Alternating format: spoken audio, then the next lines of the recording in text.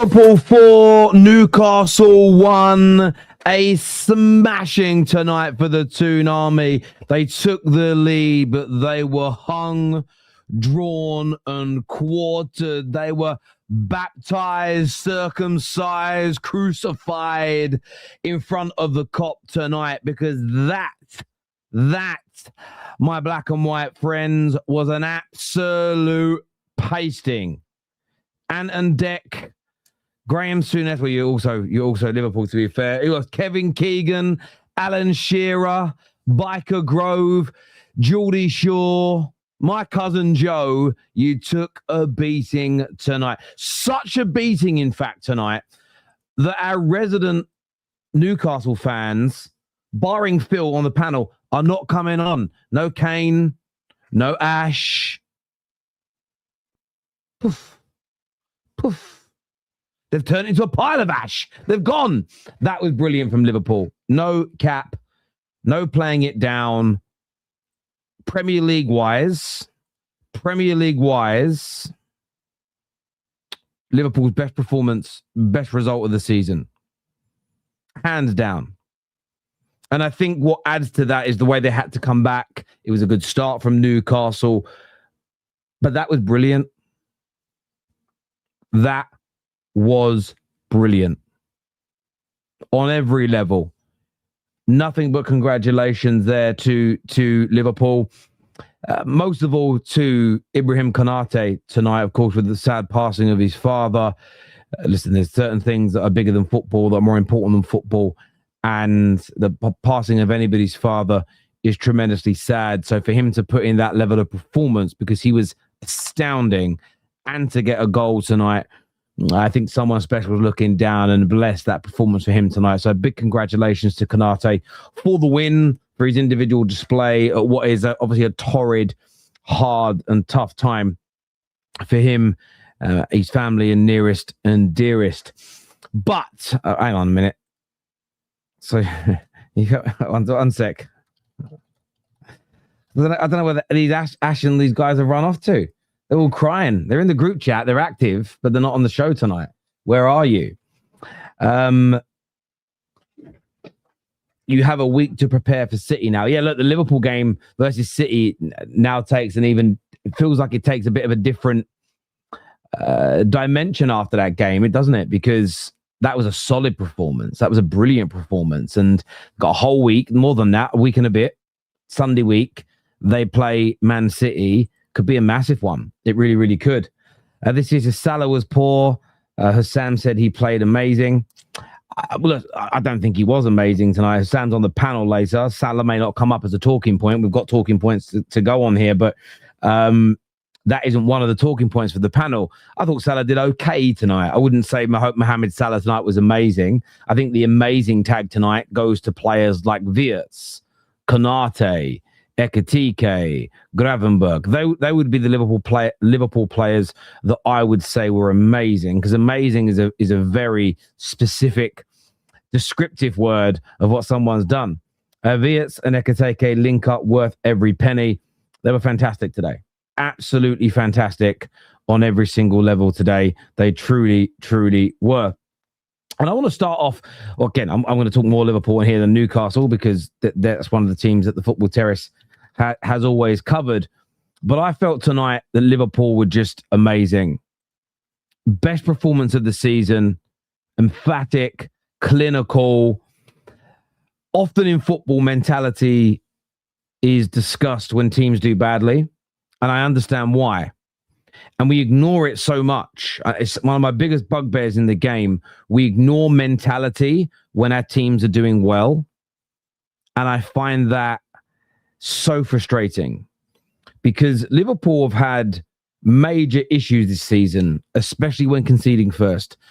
They've only won like 5 of their last 18 games or something crazy like that. I might have got that slightly wrong. I'm just trying to remember what the commentator said. Defeat last week to Bournemouth late. 3 to 4 draws in a row prior to that. This is no vintage Liverpool team this season.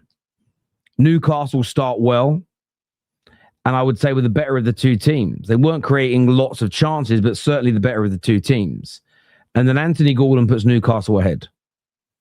And from that moment until the final whistle, the level that we saw, the quality that we saw from Liverpool Football Club was amazing. Credit the players, credit Slot, credit the fans tonight at the ground. It was fantastic. It was almost as if that Anthony Gordon goal took the nerves away, got the crowd back up, and the players went to another level. They went to another level. The first goal, the skill from Wirtz was sensational. Now, it would have been very easy for me as a Man United fan when Wirtz started slowly to jump on the mindless, boring, banal, milked, over-exaggerated bandwagon of massive flop. He flopped in the beginning in terms of he started badly, but to make the claim he is a flop, I just didn't want to buy that ticket. I didn't want to sit in that camp because I thought he'd come good. And we're starting to see it. We're seeing him settle.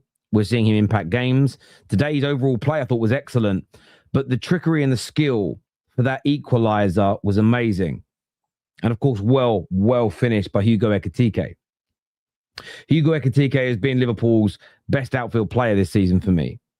Maybe Szoboszlai, but for me, Hugo Ekitike takes it, especially when it comes to the new signings. And you guys can debate that in the chat. By the way, if you haven't done so yet, like, share, and subscribe. Get that done. The second goal, lovely quick thinking from the ball boy. And of course, Alisson in goal. And they took what was a corner. And Newcastle were lackadaisical. Newcastle was slow. Newcastle didn't get back into shape quickly. And they worked that ball very quickly into the feet of Hugo Ekitike. Now, in that moment, Hugo Ekitike still had quite a lot to do. He was helped out by Chow because he just allowed, I think what he was saying is, I'm not going to let you on the inside onto your right foot. I'm going to push you onto the outside. And Ekitike said, let's go for it. Let's dance. Let's dance. Chow. The finish, it steams into the box, outside of the right boot, swerves it into the bottom corner. Outrageous from Hugo Ekitike. An amazing finish. And I knew at that point the game was done. I knew personally at that point the game was finished. It was over. Newcastle had no way back. And then from that point onwards, you look at the second half, okay? It was all Liverpool. Yes, it was 50-50 on the ball. That's because what Liverpool did in this game, especially in the second half, and the first half wasn't that different. Wasn't that different at times, but they improved once they did it. Liverpool just sort of let Newcastle have a bit of the ball, but stayed in a really hard to break down shape. And when Liverpool have been doing that in Europe, they've had massive success. They did it in the second half. But it was 2 shots in the whole of the second half, none on target, no big chances created, 0.1 XG for Newcastle. Where for Liverpool, 4 big chances in the game, 3 shots on targets, 9 shots in total, just over 1 XG, but they scored 2 goals. The Wirtz finish, again, the man's arriving. It was so delightfully hit. Didn't need a lot of power, just placed it into that bottom corner. And then right at the end, we mentioned it already on the if you're watching the playback, we watched it on the beginning of the show, if you're maybe just watching this segment, that the Konate getting his goal, you know, a beautiful moment for him and his family, makes it 4-1. And let's be honest, and let's be sincere, and let's be correct. 4-1 flatters Newcastle. Could have been 5, could have been 6, could have been 7-1. I thought Newcastle, after scoring, were an embarrassment. They were an absolute embarrassment. That being said, I'm taking nothing away from Liverpool. Liverpool, for me, a lot of times this season, I've seen their heads go down, their shoulders drop, the manager system not working, and it just look an absolute mess. But we know you've got quality players because it's been a mess, but you're still in the top 4. It's because you've got great players that have brilliant moments. But this game felt different. Now, I'm not making any claims that this is the beginning of a massive turnaround. I'm not making any claims that your manager has to stay, that everything's fixed, that everything's perfect. I'm not doing that. I'm not playing that game.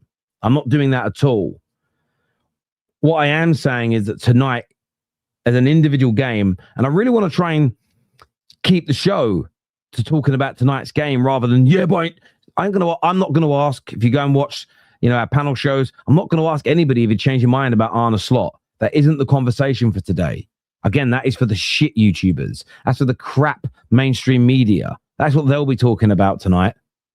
Oh, let's wind up everyone who thought Slot was bad. I'm not going to play those stupid games, but we are going to talk about tonight's game in isolation. That is what we're going to do because Liverpool deserve credit for that. Absolutely brilliant on every single level. On every single level. And with Chelsea winning, Liverpool responded.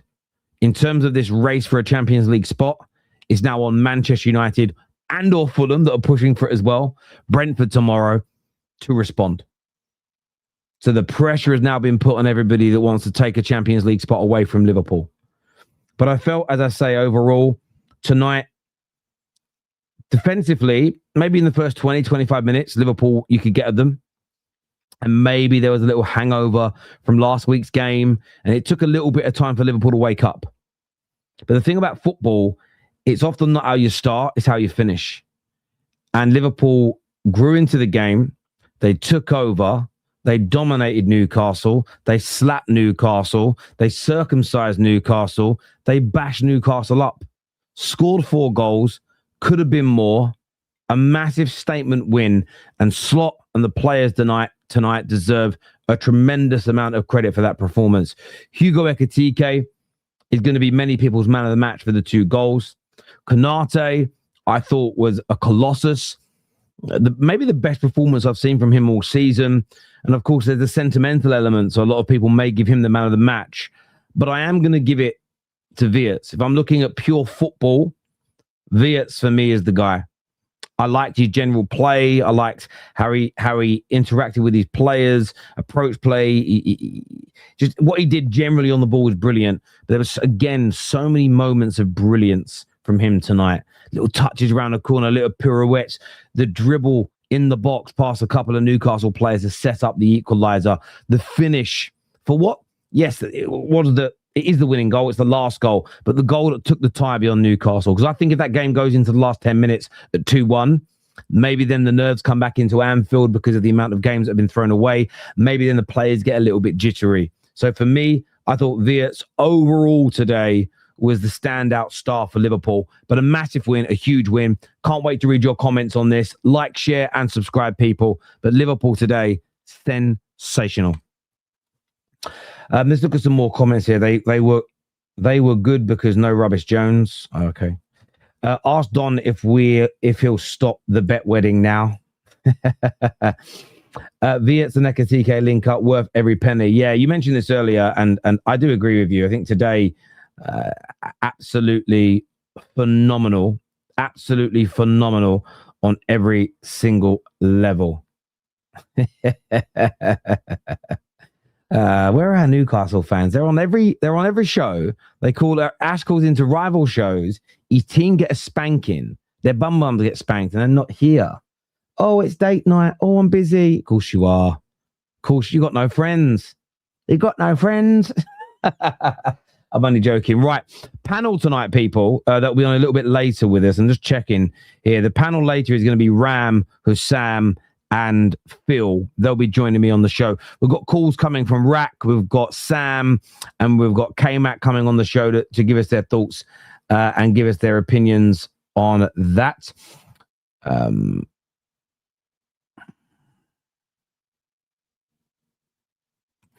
Ibu lost his father and suddenly and still had Liverpool on his mind. Come back and put in his most solid performance yet. A Liverpool legend forever. And his dad will be smiling with pride. I was at a tournament once. I think it was the French Open. It may have been in the Swiss Open. I don't remember. And a good friend of mine, he was about 6 or 7 years older. His father died. Wasn't sudden, but his father died whilst we were at the tournament, and a little bit earlier than was expected. And we all thought Lee would fly home, and he didn't. And it took a few of he was an adult himself, but it was like 1920. A lot of the parents that were there with the younger groups were a little taken aback, like, why wouldn't you want to go home and everything else? And I remember asking him, because we never really spoke about it in the build-up, why are you not gone home? And he basically just said that my dad, or me and my dad have already had this conversation, and it's, you go and do your job. You get, if you're at a tournament, if you're in that kind of scenario, I'd much rather know you're out there enjoying yourself, have your fights, compete, sort of win for me, do it for me, dedicate it to me, whatever, they had that kind of conversation.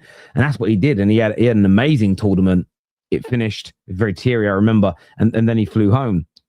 So, it's one of those things to me. It's sort of an each. I'm not saying you're judging here at all. Some people may. I think it's always an each to their own, isn't it? In those circumstances, some people can't concentrate. Some people actually throw themselves into their job and find themselves performing and delivering because it focuses the mind. But certainly tonight, fantastic from him. Fantastic indeed. But there we go. Next year, Liverpool are going to be better playing with each other.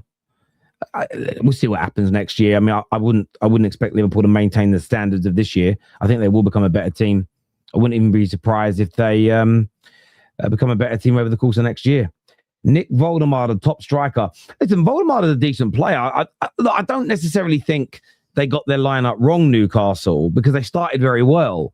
What I didn't understand is why the strikers weren't added sooner. The strikers came on when they went 3-1 down, which felt a little bit too late for me.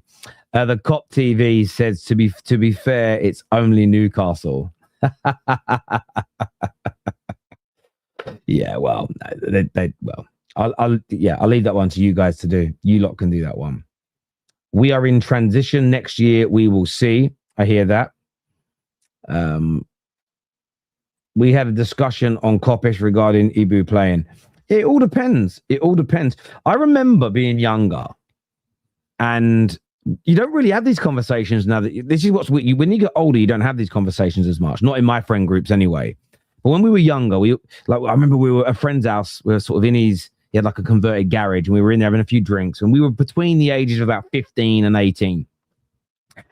And everyone was saying like how they would cope if one of their parents died, right? Random conversations, but these things come up, don't they? And one of the girls in the group, she sort of said, I don't think I'll ever be able to cope. I don't think I'll be able to train again. It's all part of, the kickboxing thing. Won't be able to train again. My life's going to fall apart. And the dad of my friend Dave, whose house it was sort of came in. So we're talking about you can let your life fall apart. And we all looked at Dave and we're like, he was a bit of a scary bloke. And he went, so you'd like disrespect. It was quite a blunt conversation, but he's like, you would disrespect your parents' honor, after they bring you up and they do their best for you. And remember, he knew us and our parents, and you just let your life fall apart after everything they've done. He kind of had a pop, but it was a moment that stayed with me since then until now. And and this is why I don't judge people for their own choices. You do you do what makes you happy. But that's always been my view, that if something like tragic like that happens, what I would hope I would do, because I never push this narrative that this is what I'll definitely do. You never know how you're going to react until that moment. But what I would like to think is that I would get on with my life, try and be as successful as possible, try and honor them the best I can. I've had friends that have lost children, and I can't even imagine the pain. And I've had a friend who lost a child whose life really crumbled afterwards. I've had somebody else whose life went on to, like, from a business perspective and from a achievement perspective, went on to strength to strength to strength. And I remember speaking to him about it, and he said that everything I've done, I've dedicated to my daughter. So again, there's never a right and a wrong way per se to handle things in terms of what you should or shouldn't do. I've always felt that way. So yeah, it's fair play to him for being out there, did himself and his father proud tonight. Congrats to him. Simple as that. Right, let's start doing some calls now on the show. If you haven't done so yet, please, people, like, share, and subscribe to the Football Terrace. Who's coming on next? Let me get my earphones in. Which gloating, happy scouser have I got to speak to first? I'm going to speak to Kmack to begin with tonight. That's who I'm going to speak to first. Let me just go to the calls. Kmack's here. What you saying, brother? Hugo Ekitike. That is a banger of a chance. It is.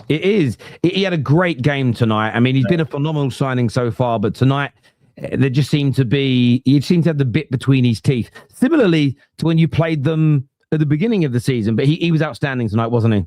He was brilliant, absolutely brilliant. Look, I want to give, like, Konate's been what Konate's been for a while, but he was absolutely sensational tonight, and bless him, and what a fantastic tribute that to his dad scoring that goal.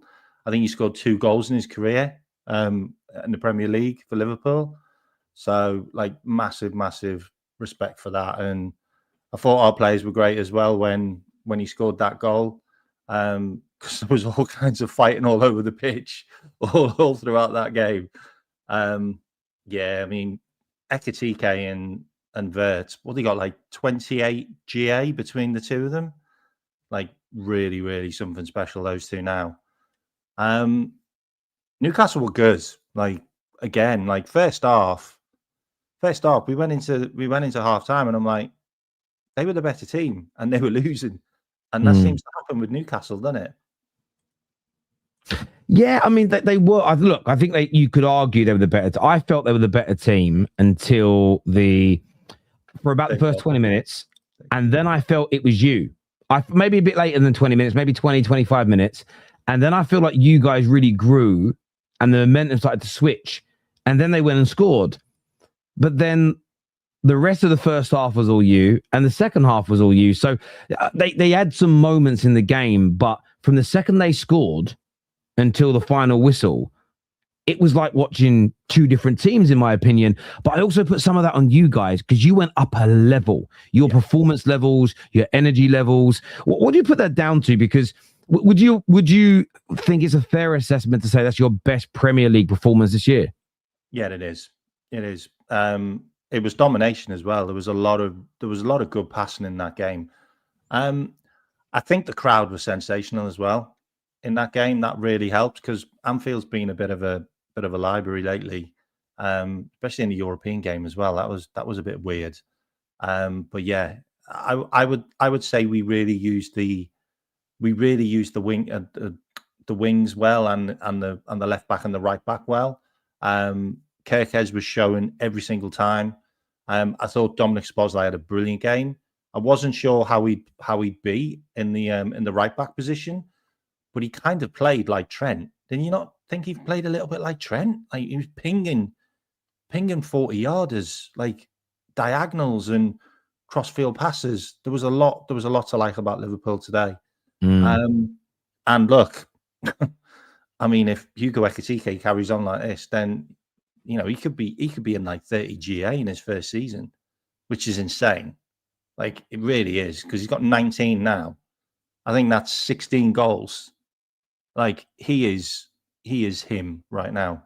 Really, really good. And like the first half, I didn't quite understand like pumping a long ball to a 7-foot tall guy who was just going to win everything. But it looks like they kind of worked it out that we need to go left or right in the diagonals. Down the flanks more, because that's where Dan Burn can't go. So I think we worked that out well, and we were also winning the second balls. I thought McAllister was good today. Gravenberch, I mean, some of the stuff he was doing on the ball was ridiculous. Some of the turns in the middle. Oh. But then his passing, like, yeah, true. I get you. Sort that out, he would be something special. Like the way he takes the ball forward. But no complaints for me. Like, really, really good. Yeah, no doubt about it whatsoever. With Wirtz, you mentioned him earlier. Do you feel that you're now seeing the very best of him? Do you think or do you still think there's more to come? There's level more. I think there's times where Wirtz could pull the trigger more, but he doesn't. Like, he's still a little bit hesitant, and maybe still hasn't got that connection with a couple of the players. But I mean that finish. I mean, you could have put 2 goalkeepers in the net, and they still wouldn't have saved that. It was in the side net, and I mean, you know what I said about him, like when we signed him, like I was giddy, like, but he's coming into his own now, and he just looks better and better. Like the more and more, and even, I mean, when we get Frimpong back as well, like the interchange he can do with Frimpong as well, like he's just getting better and better. And it, in a way, it does feel like, look, I'm not digging on Arne for this game. I mean, I could dig on him for the substitutes. Like, why are you making subs in the 80th minute? Like, that doesn't make any sense for me when the game was done and dusted like 10 minutes before. But it does feel like he's just said to Wirtz and Ekitike, just go and work out what you want to do together. Like, because they do seem to look like they've got like a free roll. Like they're floating all over the park. Like Ekitike has this that he drops into midfield and he ends up on the halfway line on the left-hand side. And he's got that. I think he's done it for France, where he breaks from the halfway line and he's just so fast and so skillful that he can just get past players. Do what he wants in that position. That's what Mo Salah used to do on the right. Unfortunately, he just hasn't got the legs anymore. And Mo Salah now looks like a human. Yeah, that's what the commentators were saying as well. Very similar. Like Mo Salah again today. So I've been told that Husam said he was amazing. I'll ask him when he comes on, but I wouldn't call it amazing. I wouldn't say it was crap. He just looked like part of the team, as it were. And there does still seem to be something off with him, because there was a couple of opportunities he had tonight where Salah last season and the previous 6 or 7 buries those opportunities, mate. But like I've never seen him go for that shot, like inside the goalkeeper and the near post. That's not his bag. He kills it. Like there's a couple of things where I'm just looking at Mo going. For me, I think we can probably make quite a bit of money off him in the summer, and I think maybe that might be the best option. You know, I don't want to see a player do a Gary Neville, like after being so good for a club for so long, that he just looks a bit out of place in the team. So, you know, let's see how we go with the rest of the season with him. But he got a good assist. It was a good assist. No, I agree. And I think you've got to assess it. I think the problem that you have sometimes is he's a legend. You don't want to be disrespectful, but he is on 400k a week. And you have to look, I still think what you have to do as a club is you be ruthless and go, are you getting £400,000 a week out of him? The answer right now is no, in my personal opinion. But, you know, if he'd have taken a pay cut to stay and he was on 150k a week, you could probably you could stomach it. But that'll be a conversation more like James Milner. Yeah, what is looking good for you guys right now, though, is that the likes of Hugo Ekitike are looking as though they're going to be able to pick up that mantle in terms of the GA and the performances, which I think is even more important. You know, and obviously, unfortunate that Isak's out injured, but that's the most important bit. There's other people that can pick up that slack. But Kmack, thank you, mate, for coming on. I appreciate it a lot. And we'll speak again soon. Top man. Thank you. Remember, ladies and gentlemen, our panel on the show tonight is going to be Toontastics Phil. We've got Ram and we've got Husam. We're taking some more calls. We've got Sam coming on next. We've got Rack to come as well on the calls. Sam's here with us now. How you doing, mate? Hey, first one in the Premier League in 2026. It feels good. I don't know what that feels like, bruv. You know, my team's been killing it of late. I don't know what that feels like. Leave it out. You must be blown away with that performance tonight, though. I mean, it didn't start great, but it just got better and better and better.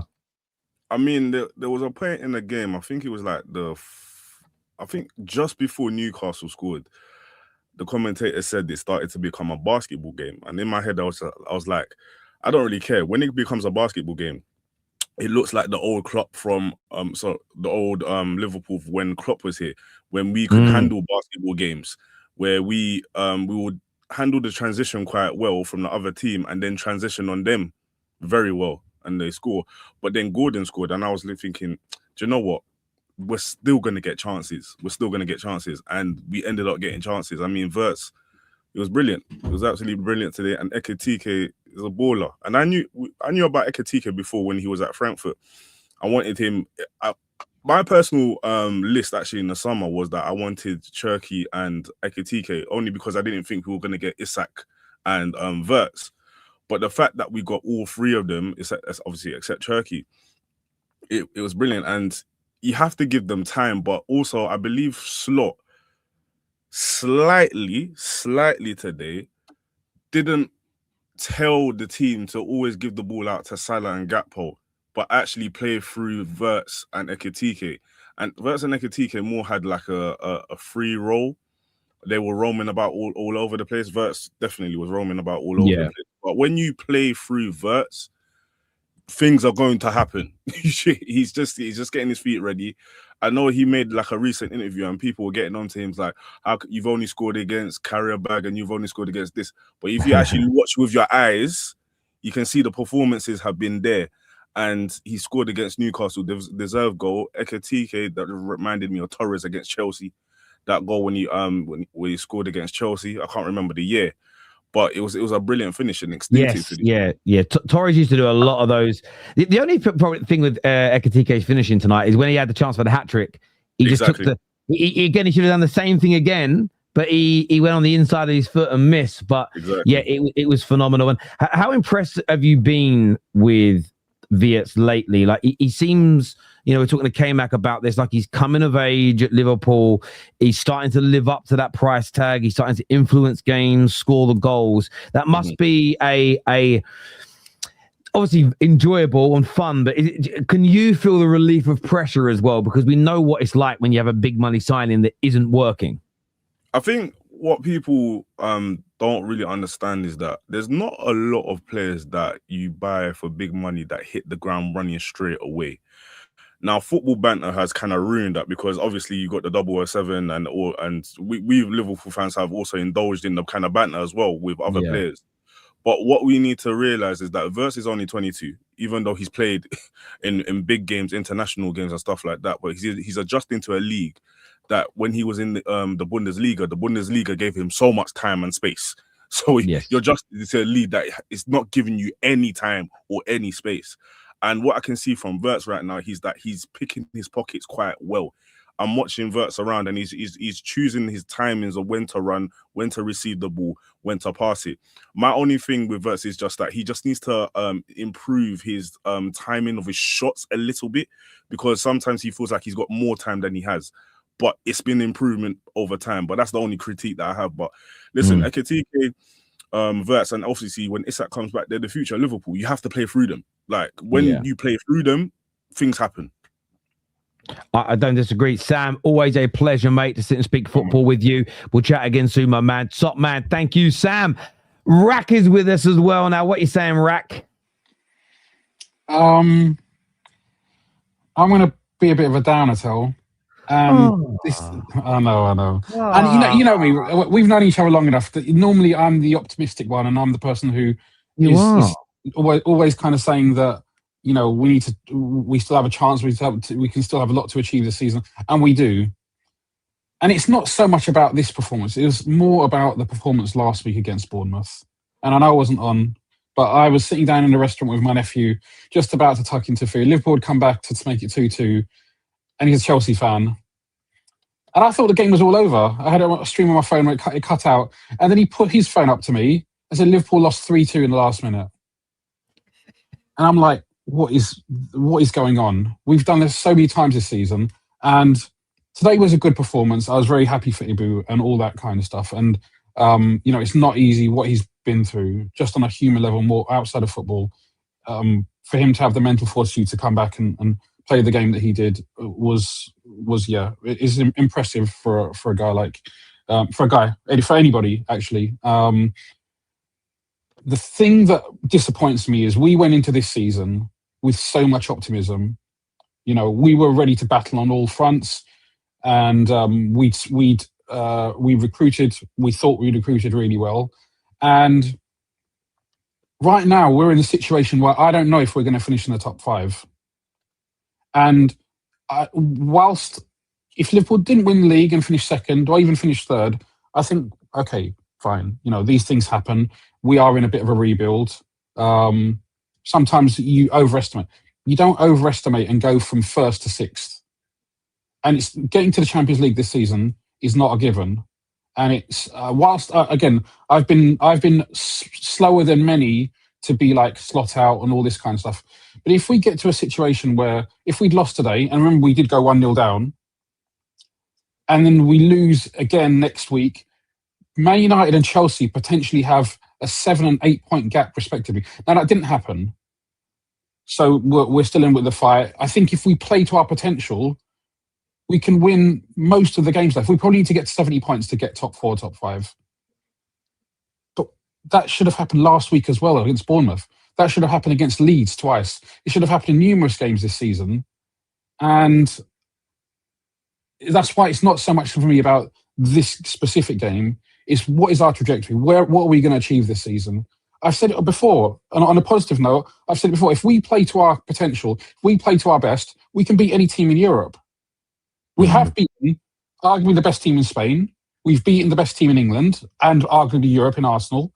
We're right up there if we play to our potential. And what is it that's making that us not play to our potential often enough? And that's what's concerning for me. I will celebrate much more if we go on a good run and we start winning games consecutively and start playing well, and then I'll be obviously much happier. But there's been so many false dawns this season that I don't really want to get ahead of myself too, because I don't know who we're playing next week. But whoever it is, I think it might be who's it? Is it Sunderland maybe or something like that? I don't know if we're going to get the 3 points. You're playing City. You got City at home. We're at City at home. Okay, again, not easy. But in any other year, even if we're playing well or not, I would say if we're playing to our potential, we have the opportunity to beat. I suppose that's what your concern is. You know, you win like this today, you play City next week, get beat 2-0 at home, look poor, and it's a case of I mean, Reggae Dragon here says, can't we just appreciate the game today? Maybe this is the turning point on the season. The problem is, Reggae Dragon, I've been where you are 5, 6, 7, 8 times this season. I've been saying that. I've been saying, hopefully this is a turning point. Hopefully this is a turning point. This is a good performance. We won convincingly. Let's do it. Go and do it again next week. And then we go and draw against Leeds, or we go and lose in last minute to, I don't know, it was a long time ago. I'm not saying specifically Chelsea, but we go and lose in last minute against Bournemouth.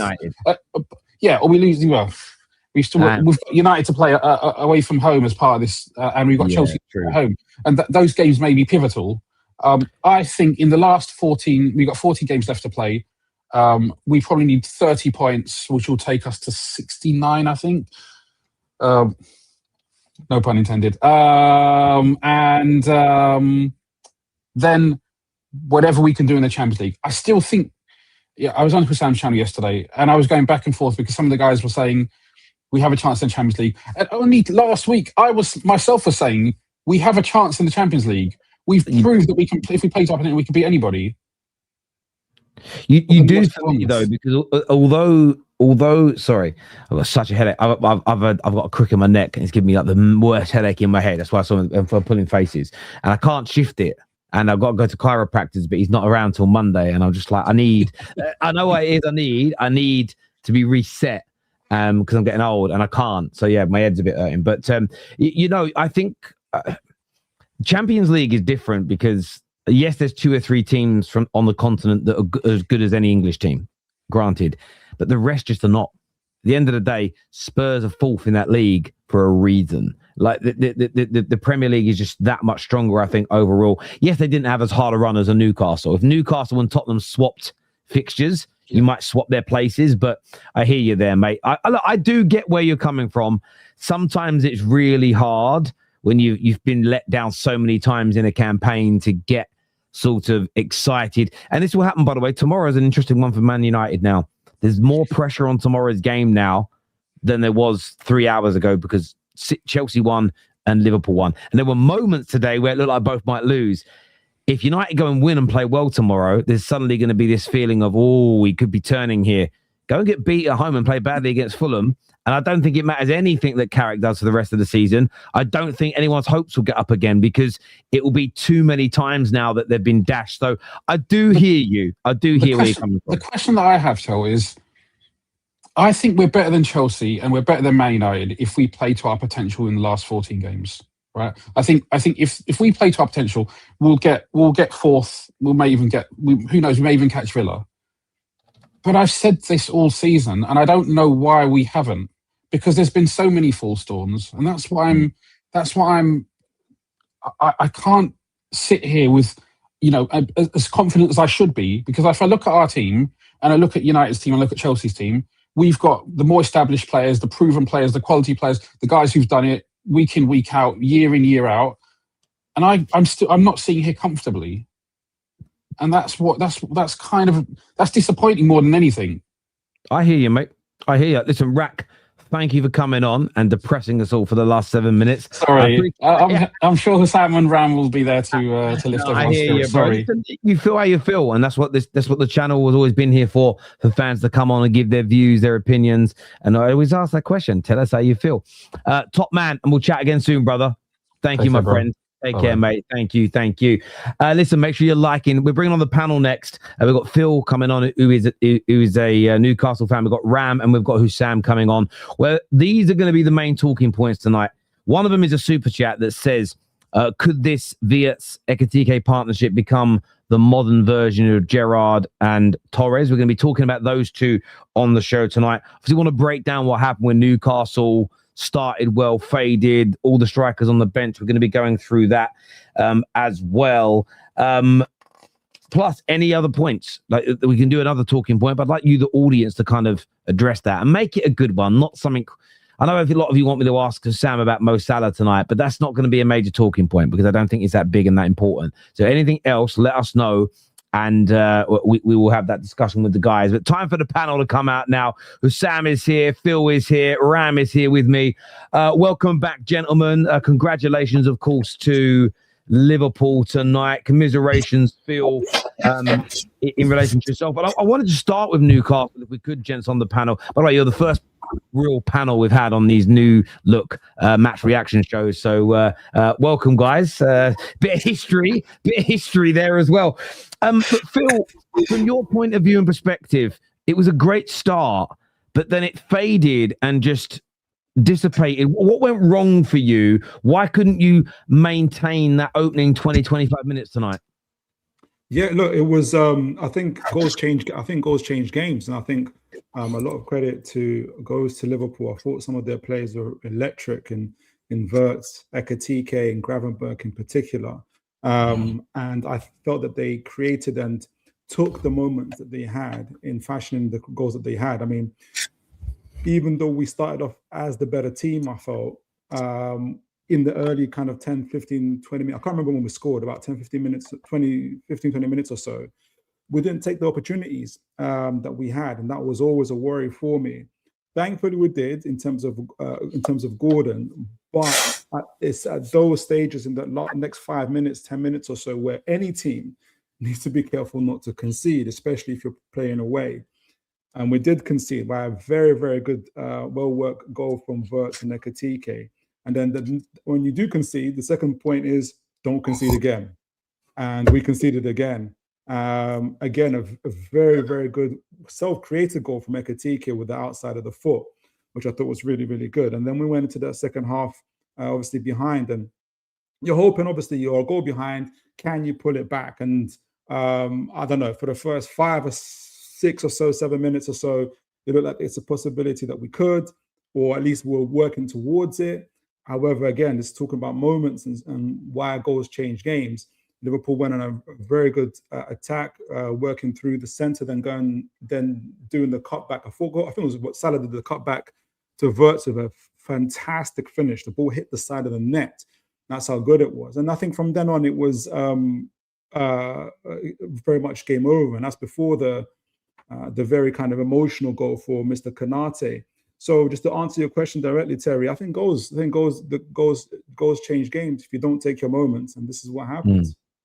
Is there anything more Eddie Howe could have done in your view, because the strikers were on the bench and they come on late, or was this just a case of Liverpool were too good to handle? You know, the irony is I was just arguing with a Liverpool fan on WhatsApp. He was vexed that we didn't play our forwards today, but I think the issue is, and you guys will know because the teams have been through it, we have to change our play. We have to keep our squad rotations. It wasn't no disrespect to Liverpool, by no means least, but we just played PSG away and we've literally had less than 72 hours rest. So we had to change up our squad. I don't think there's much more Eddie Howe can do. I think the fact that we created and we're on the front foot for the first 15, 20 minutes or so, and were more or less in it until the third goal came in, I think we were set up properly.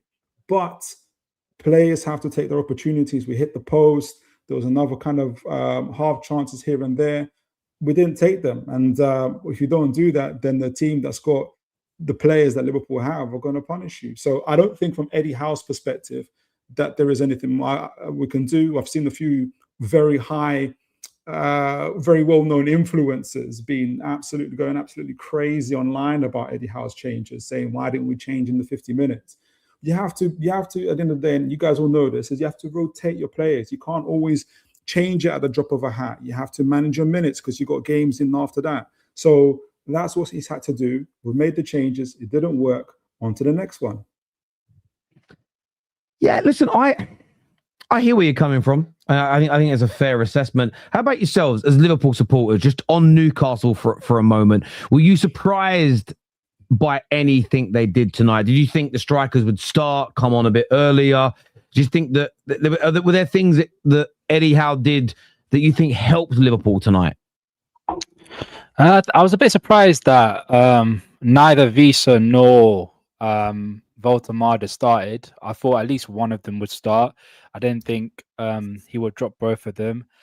Playing the likes of Harvey Barnes, Gordon, and Langer. Like if you've seen Liverpool in the last couple of months, we've struggled quite badly against strikers who are very aerially dominant, gives us a hard time and everything like that. And he didn't do it. He didn't play those. So I'm a little bit surprised on that. But given the fact that he just played in Paris and it was a must-win game, I think you guys were more looking towards that Paris game than this game, in my opinion. So there is that sort of thing. But at the end of the day, like it's still a decent team to put out. Like Anthony Gordon isn't a scrub. Harvey Barnes, even though my thoughts on Harvey Barnes are a bit controversial amongst Newcastle fans, he's still a Premier League quality player. There's still players that can hurt you. And I thought maybe they'll be playing on the counter-attack as much as possible. But I think today, and I'll give credit when credit is due, the manager got things right and the players played out of their skin today. They were absolutely fantastic. Certain players were incredible. Wirtz was incredible. So it's not really on Newcastle, so to speak. I think it was just the quality of Liverpool was just too much for them. I hear that. Sam, let me ask you this question on Newcastle. One of our viewers sent this in earlier. Do you think Newcastle, this is the second time Newcastle have been in the Champions League? And yes, each time they've been back in the Champions League, the league form has suffered. Do you think it's the 2 games a week that have taken away from them this year? Yes, but I don't think Newcastle played well at all today. And, we're speaking about taking moments. Newcastle statistically today had 0 big chances. Even the goal that they scored was a fantastic finish from Anthony Gordon, who shouldn't even have been on the pitch. But I don't think they had moments at all. I think it was us who had the moments, and we could have scored multiple goals, if a pass was better here or if a shot was better there. Like Liverpool had 7 big chances today to Newcastle's 0. So it was an absolutely dominant performance, and we deserved to win. And from Newcastle's perspective, I think they put in so much effort in that game against PSG, fighting till the end, that they were going to suffer going away to Anfield today. And I think that's something that, maybe Newcastle aren't really prepared for in terms of like transfer window wise and stuff. I think they need to do better planning for the future if there is Champions League football that they've got. So, yeah, but I think they completely deserve to lose today's game. But I think it is hard. It is hard for a team like Newcastle because obviously PSR has been quite an issue. Like, example, Elliot Anderson, they didn't want to sell Elliot Anderson, but because of PSR reasons, they had to let the guy go. And I think that's how they were able to spend in the market last season. So it's just one of those things that if you're gonna be in the Champions League, especially for a team like Newcastle, it's either you're gonna try and find a way of balancing both, or you got to pick one or the other. And for me, I think you have to pick the Premier League because getting consistent Champions League money on a regular basis is the way forward, just to balance the PSR books and just balance your books as well in general, both for UEFA and for the Premier League. Or you could sell your superstar player who wants to leave early in the window, so you could have time to plan. And yeah, but guess what though? Liverpool. Guess what though? The world doesn't wasting everyone's time. Yeah, well, and then guess what though? The getting world doesn't revolve around Liverpool. And when your club offers 110 million, and that's a derisory offer, you could have quickened the deal up and gave us the money that we wanted, but you didn't. So which you didn't get anyway. Yeah, but you didn't get what you wanted. Nobody got what they wanted. We got Isak. You wanted 110 million. You didn't get it for 110 million. That's fine, but you're missing the point. No, you're missing the point. We're talking about it from Newcastle's perspective. Talking about the game, I think there's a distinction. You didn't get the 150. I think you didn't get the 110. That's talking about exactly. So nobody wants. From Newcastle's that's what negotiations. You're getting defensive. No, because your perspective is Newcastle wasted their time on one superstar striking. You should have just sold. Phil. If you just didn't get rejected. Let me just finish the thought. If we sold him when Husam wanted us to sell him, it would have been 110 million. Instead, we sold him when we wanted to get the price that we wanted, or at least close to it, which was 130 mil. But onto the game, in terms of actual distinctions between. It's not 130 mil, but okay, fine. Did you pay 110 mil for him? No, did you pay 110? Okay, so let's move on. Distinctions between goals and moments. How much money did you want? 150. How much money did you want to sell it? Did you want to buy him for 110? Is it okay to move on with the game?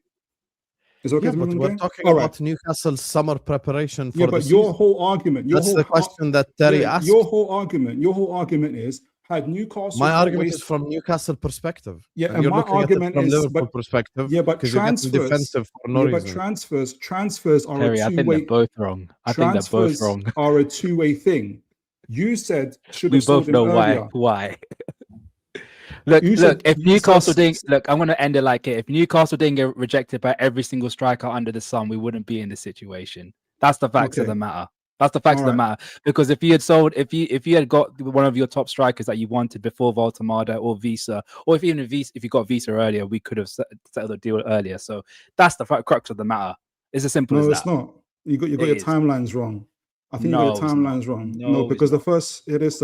You can talk over me, but I think in terms of the game, the moments, and I hear what Husam is saying about creating moments and I guess big chances, and he has a point in terms of big chances missed. I do think that in terms of I have a distinction in terms of moments. So a moment can be there's an opportunity to make the right pass, but you don't do it. But there's no shot, there's no goal. So it's a bit different for me, I guess, where we're coming from on that.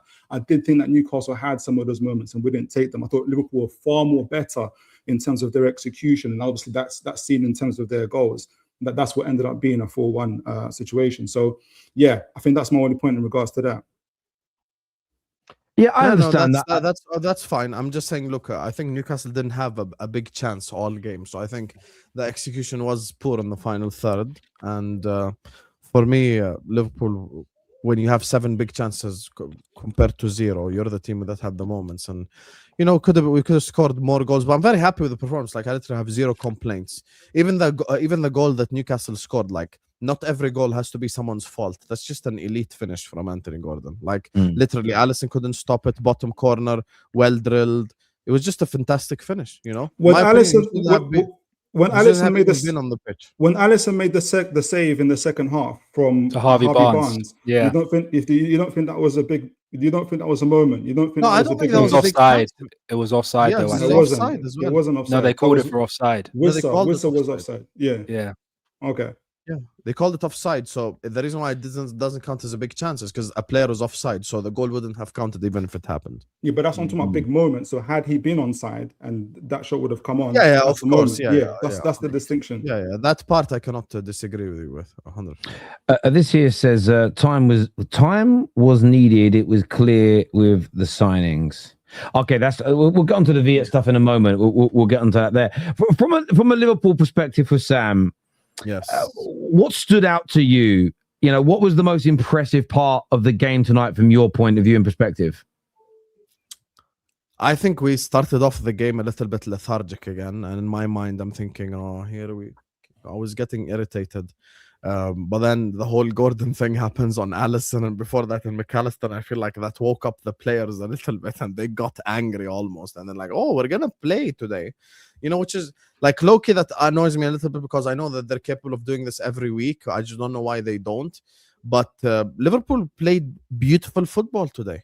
Like, how even on my match reaction, I just titled it beautiful football. Like, you don't even need to do, finally, we actually got a game where it's entertaining, where I'm watching Liverpool create chances. I mean, Liverpool had 2 XG, 7 big chances created. There are some games where we have 0 big chances in a game, or 1 big chance. So, like, for me, it was great football. Hugo Ekitike, listen, that second goal that he scored was just Henry-esque. I'm not comparing to Thierry Henry before someone gets rattled in the chat. I'm saying it was Henry-esque. Like, that was the Ekitike show. And I love also having a little bit of a, sorry to excuse my French, but I love having an asshole in the team. I love having someone who just has that aura about him, like, just him coming off the pitch, doing this to the Newcastle fans and then doing this to Anfield. Like, I think we need a bit of a player with that type of character in the team, because we're lacking that a little bit. So Ekitike was incredible. Kerkez, Gravenberg, Wirtz, they kind of just put on a show, to be honest with you. And it was great to see. It was great to watch. And it was a deserved victory, and long may it continue. I was listening to what Rax is saying, Terry, and to be fair, like, I understand both perspectives, because you put up a comment that says, why can't we just talk about today's game? Rax indirectly answered it. The reason why we can't talk about today's game just specifically alone is because this has happened to us before, and then the game after it turns to the shit, and then we're sat here going like, oh my God, slot out. So I'd prefer, just for my own mental health, to just look at today's game and go like, listen, we were incredible, we were phenomenal, we deserve to win, and we played probably the most beautiful football we played in 2 months, like, no exaggeration, in the Premier League. I'm saying Premier League wise. So yeah, I'm glad we finally put on a good performance, man. Phil, does it feel to you a little bit like it's always Liverpool? The stat came out today that, I mean, the amount of goals when you two play each other when there's under floodlights in Premier League history, it's like 162 goals in the games. But do you always sort of feel, no matter how well you start, no matter what goes on, Liverpool always their quality always seems to shine through at some point when they play you? In terms of our games together.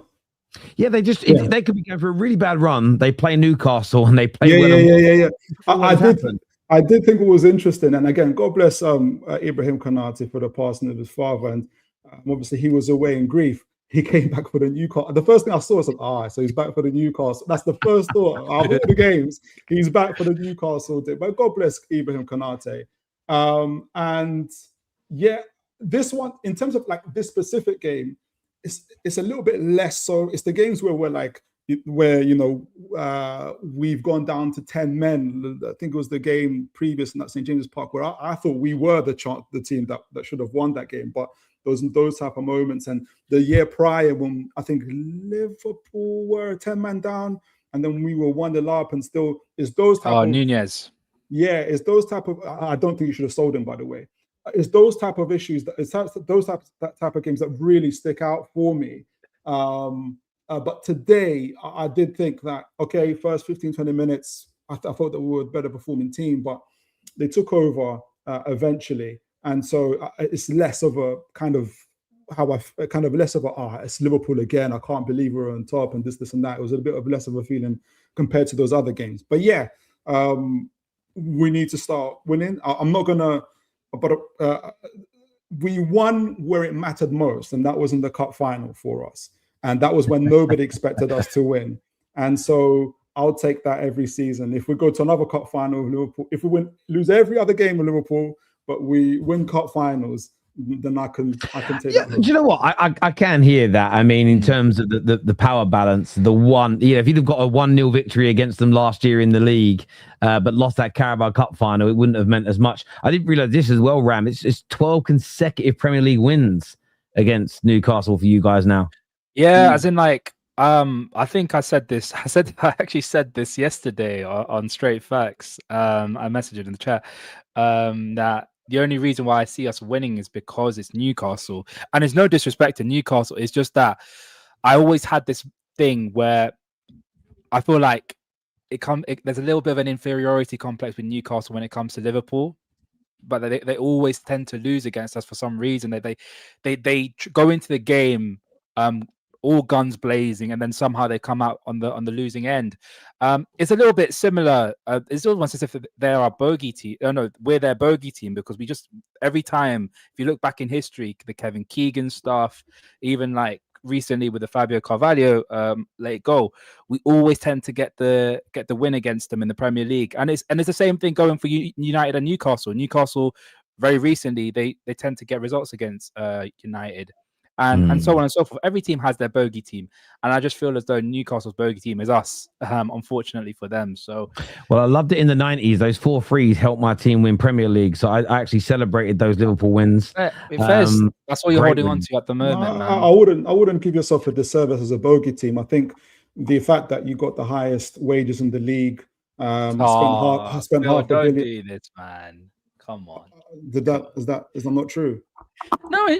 I'm not saying it's not, but it's I said every team has a bogey team. I feel like Newcastle's bogey team. Why did is you us. quake at that? You don't have the highest wages in the league. And I know what you're trying. I know. There's a side comment to what you're saying. Like I can read. It's not a side I know comment, what you're doing. We've had those 12 games spread over 6 years, so we haven't had the highest wage. No, absolutely. But you're higher than Newcastle. Is there a point where Newcastle I agree with Phil. I think a bogey team is a team that doesn't spend as much as you, shouldn't be beating you, but hurts you regularly. You're not a bogey team. You're just better than Newcastle. You know what I mean?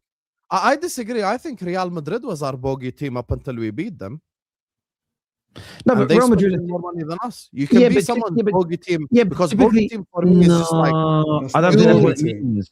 I think bogey team doesn't have to be Brighton or Bournemouth. Bogey team is a team that you just don't win against us. Yeah, you just can't. Even when you play well, you just lose. I think you're redefining bogey team. A bogey team is, by definition, a team that you are supposed to win against because of the quality and the standing as a club. That's why when I see it, whenever you play good or bad. Let me read this out. Hang on, let me read this out. Right, this is the definition of bogey team. A bogey team in sport, specifically football or soccer, is an opponent that consistently performs well against a specific team, often unexpectedly, even if the bogey team isn't usually stronger, creating a physical hurdle or hoodoo. So it's based on a team that on paper shouldn't beat you, but regularly either does or is a really hard game for you. So a team like Madrid that are better than you can't be your bogey team. But for instance, Arsenal had it with Bolton for a few years, where Bolton just seemed to always get something off. Man United under Fergie, Southampton was our team. Stoke, that's a bogey team. I don't know. Liverpool's Crystal Palace. West Brom was our bogey team. Yeah. They're bogey team. They're bogey team. It's trying to out victimhood Newcastle, and it's just not working out. No, I'm not. I just think you have the higher wages. You spend the more money. It's okay. Like, embrace it. There's only one outcome, unfortunately. And even when you guys play well, it's still the same outcome. It's just the same thing happens. It's just, even when you play out of the skin. Okay, tell me the year. Tell me the year when Newcastle have had higher wages and more money spent on transfers, and we didn't beat you. Don't just say, give me something, Ram. But you're not taking. You're not taking what I'm saying. Like, I'm saying, even when you play bad, even when you play well, play out of your skin, you still somehow lose. That's how it goes. Because you're the better team with the more money. You just don't like playing us. You just don't like playing us. All right. It's all good. It's all good. On Liverpool, I want to have a conversation about two players tonight. I want to speak about Hugo Ekitike and Wirtz. The partnership is starting to cook. They look brilliant. And there was a super chat that came in earlier that said that could this partnership become the new version of Gerrard and Torre? Different players. But Husam, I mean, as a pair, they were amazing tonight. They're both starting to cook, and you must be very excited about the idea of watching them two blossom together in your team for the foreseeable future. Yes, I think Florian Wirtz has a very good connection with Isak as well. By the way, I think he had a good connection with him too. Like, this is not just a Ekitike thing. I think he links up. He's a willing passer. He links up well with strikers generally. I mean, even in Germany, he links up well with Woltemade, and Adeyemi, like a willing runner. He'd always find you. So This is all on Florian, in my opinion. Like Florian Wirtz is capable of linking up play with a player like that, and is capable of, like, you know, creating chances all the time. And with Ekitike, like I said, I think Ekitike has a bit of bite about him. You know, he's a different type of striker. He's not your prototypical striker that you just get. He's not just a goal scoring player. He's a player that's, you know, well rounded, a player that can do it all on the football pitch. I think that's very rare as well, to an extent. You know, that's not something that you just see all the time. That's something that is that's actually, I would say, probably modern era football. That's a lot more rare than previous eras of football. But yeah, I like Hugo Ekitike a lot, and the Versus connection. Gerrard and Torres, I think everyone needs to steady down a little bit. You get me? Just control yourself, because Gerrard and Torres are both all-time players. So let's wait for them to do it on the football pitch week in, week out, and we'll take it from there. But I can see the potential. I know what you mean in terms of, I think Gerrard and Torres were together for 2 years, right? 2 years? They no, 07, 08, 08, 09, 09, 10. 4 years. 4 years. 4 years. So it's 4 years. From 3.5. From 2007 till 2011. Okay, so quite a bit. 3.5. But there was that dangerous period of Torres, at least 2 years, 3 years, where he was 07 like to 09.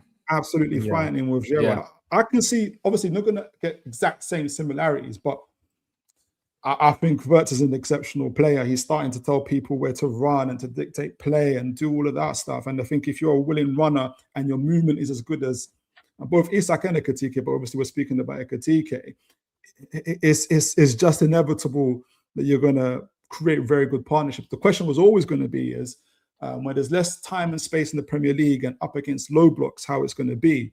Now, obviously, Newcastle didn't play a low block. You guys will know more about how he is now with low blocks. The games I've seen, I can't remember a game recently. I thought he was doing really, I don't know if it was Everton, but it was another game I thought, okay, he's managing it. He's getting up. You had some like opportunities where you're doing like some one-touch football in between the lines and stuff like that. I thought was really, really Sexy good. football, as Husam calls it. Yeah, something along those lines. So it could happen. Yeah. Does he take shots outside the box? With that comparison, I'll tell you the legitimate issue with that comparison. The issue is not Ekitike can't be Torres. The problem is I just don't think Wirtz can be Gerrard. It's just different. It's so different. Because he doesn't have that tenacity that Stevie has. Like, I'll be honest. I just don't think he has the one thing one thing I wish Wirtz has a lot more of is Stevie would grab the game and be like, I'm going to win it myself. I don't care who else is in the team. I don't need nobody. I'm going to do it all by myself. That's the one thing that Stevie had that separated him. Do you think he win today without Wirtz? No. Because Wirtz is, and I'm going to say this, and a lot of ex-pros have said this, he is a generational talent. So then does that mean that why? Would that not mean like he, at least in the indirect way, he grabbed the game? Like if you don't win the game without Wirtz, isn't the very definition of... Yeah, but we don't win the game without... I'm going to add to that. I'm going to add to that, right? I'm going to add to that. I don't know what... I know that Husam doesn't identify as an Englishman. I don't know what Ram and I don't know what Ram and Phil identify as. But I just want to point this out. But I think, well, the one thing about all of us is we're influenced by English football. Gerrard, and this is not a dig because I never slag Gerrard off. I tease about things, but I never like. You're going to slag him, yeah. But no, I'm not going to slag him off. If you let me finish, so stop being so defensive. Calm your fucking brains down. There is a generation of English player that he was part of where the kind of grabbing a game by the scruff of the neck was never looked at as someone that does the intricate and beautiful things that Wirtz did. Grabbing the game by the scruff of the neck was slamming into a tackle and winning a ball, picking the ball up like Declan Rice does and driving through a team with it with power. Is that view of like the powerful players, less intricate players, grab the game by the scruff of the neck? Because even the phrase grab the game by the scruff of the neck sounds fairly aggressive, right? So there is this perception where that isn't always what grabbing the game by the scruff of the neck is, because Michael Carrick used to for Man United. But the way he did it was with calmness and precision and control. And I think Wirtz is different from Steven Gerrard, but has the potential to influence as many games like he did. He's the kind of player, Wirtz, where you lot could be having a stinker and he can do one little shimmy, one little pirouette turn, play a man in, you're back in the game. And I think he's got the ability to do that. And it's why I said at the top of the show, and I'll say it again now for everyone that's still here and the new people that have tuned in, it would have been very easy as a Man United fan to jump on the banal, boring Donstein train of just like, let's just slag him off. Let's say he's a flop. Let's just jump on. I didn't want to buy a ticket for that game. I didn't want to be associated with it because I could see those little moments of brilliance. You could see those little bits where you're like, oh, there's a player in there. So I just thought I'd keep my powder dry on it. And I'm kind of glad I did, because I don't want the receipts being dragged up about the things when it comes to him. I think he's starting to blossom. I think he's starting to flourish. I think he's starting to look like the superstar we all knew that he could be. And tonight, up against a very strong and powerful Newcastle team, I thought he was just excellent. Just in his general play, his involvement in 2 of the goals, sensational from him. And Liverpool fans should be so excited. 100%, Terry. And look, I obviously I spoke very highly about Wirtz when he came in. Obviously, watching him play in the Bundesliga for almost 6 years and seeing how he's developed his game ever since he made his debut. I was never worried. I was never worried at all. And look, I'm not going to listen to an opinion of some random United, Chelsea, or City fan who sits in the mum basement tweeting random nonsense about him. I'd rather listen to a lot of the people that played the game at the highest level and seen the guy develop and tell him that he's too good. He's too good. You see the technical quality that he's showing in these games. Whenever he has these bad games, that things will start to work out. And look, and it's starting to work out right now. So I was never ever worried. The technical ability will come through. The understanding of the game will come through, and he will show everyone why he's the quality player that we bought him for. And he's doing it right now. So the rivals have had their fun, but unfortunately, Wirtz has come, and he's coming to stay as well. Yeah, and I think even like I think I saw you guys talking about episode earlier. Like people are just going at players like in pre-season games. Like if someone gets, even in training in pre-season games, if they see a clip of someone getting nutmeg, you wasted £60 million for that. And I'm like, mate, this is, if we're going to be doing content like this for the it's just going to get draining and saturated. So I think you're right, Rams. Just you have to wait for some. I think he's really, really going to see him. He's going to do well this year, but I think Wirtz is really going to start upticking next year. Hopefully, I don't know if you keep the same manager or the different manager, but someone that uses him almost the same way as. Do you see him more like a second striker? I think he's a traditional cam. He's a traditional cam. He's a traditional cam. Okay. Yeah. Okay. I don't think he does well with his back to goal. No, I don't funny. Mean, like you know, Fernandes played for Man United next to who did he play up front with? Terry, was it Abuemo? Martial, you mean? No, in the last game against. Oh, in the last game. No, it was Arsenal. Terry, this is your teammate. Oh, sorry, I missed the question. I was reading something. Sorry. You see how Fernandes plays like almost not when I say like alongside Bruno Mbeumo. I don't mean like Les Ferdinand Shearer type striker stuff. Do you know what I mean? I mean like 10.5. Yeah, 10. Baggio. Yeah, sort of that. I mean, some people tried to discredit Bruno when he was scoring all those goals. He's not a midfielder getting the goals; he's a second striker. But he was an attacking midfield player, and that element. But he was really close to the striker in our attacking phases. Annoyingly, from when Ronaldo joined until the last 2 games under Carrick, we stopped him from doing that, which is why he still got a lot of goals and assists, but nowhere near as many in that first couple of years. So yeah, there is that element. Do you think Wirtz can play in that area in the same way? Head out to you guys. Big up Husam. No worries, man. Cheers, mate. I'd say because I think if we're going off like shadow, the problem is he doesn't have the I wouldn't say attacking prowess, because perfect example, I think Kenny Dalglish spoke about him and he was like, he has a lot of the technical abilities I had, but he's more of a creator. He's not a striker where he's like he's going to get into the positions to score. Like you compare him to your shadow strikers, like your I can't remember. Like Del Piero is a perfect example because he played as a shadow striker with Trezeguet. He's not that kind of player. He's the kind of player that gets into those pockets of area in between the midfield and the defense. Takes one touch play, tries to find the key passes into the final third, and also goes into the wider. He prefers to be a more free flowing, free roaming player that can get in every side of the pitch and cause damage wherever he plays. So that's why I would say as a striker, I think you have to be a little bit more forward thinking rather than he's more of like, I'm going to roam everywhere. I want to see the ball. And Yeah, where Bruno sort of had Bruno still does have it. He's not as good as the predatory strikers, but he has that ability to get into a position for the sort of poachers type goals where I don't necessarily see Wirtz will score that, but I think Wirtz wants to drop and deep and move and roam, and that's the roaming job he does makes it hard for him to play that role. But in terms of playing, the great thing about Wirtz, he can play right across the board, and I like what Slot had you doing tonight in terms of you would have Ekitike would drop out wide, then Wirtz would be there, and it always reminds me of Tevez, Ronaldo, Rooney. Again, different profile of player, but when those three played together, you didn't fucking know for which minute which one was going to be. The only person that was kind of rigid tonight was Mohamed Salah, to be fair, but overall, I think very good. Wirtz is more of a Coutinho than a Stevie G, to be fair. I disagree. I think if you want a perfect example what kind of player he is, I know you guys are old enough because you must have watched him. I'm 21. I don't know about Terry, but wait, no, I'm joking. Mario Götze will be the perfect example. He reminds me so much like him as a player, especially when he was I can see that. Yeah, because he same type of players, same sort of like diminutive size, technical abilities there, everything.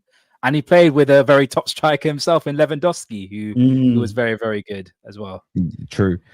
They are not our bogey team. They are our little brother.